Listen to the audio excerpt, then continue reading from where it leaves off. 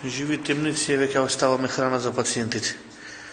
Ово од Сабајле никој не им е однесено. Луѓето да имаат потреба за вода, не може како да го однесете.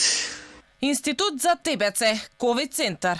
Нема никој, нема кого да прашаш, не креваат на телефон.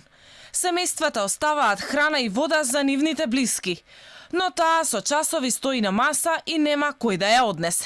Ова е дел од видеото, снимено од еден од пациентите во ковид центарот во Институтот за белодробни заболувања. Ваков третман на болните траел подолг период, брифираат за Алфа дел од медицинскиот персонал на клиниката, посочувајќи дека за болните кои се во голем број се грижат многу малку медицински сестри и лекари. Пациентите горе чекаат храна и вода, а нема кој да им однесе. Живо пиле нема. Немаме некога да прашаме, никого да добиеме било каква информација за горе што се случува. За видеото кое создаде бура од реакција од јавноста на социјалните мрежи го прашавме и првиот човек на институтот доктор Суат Зейнел.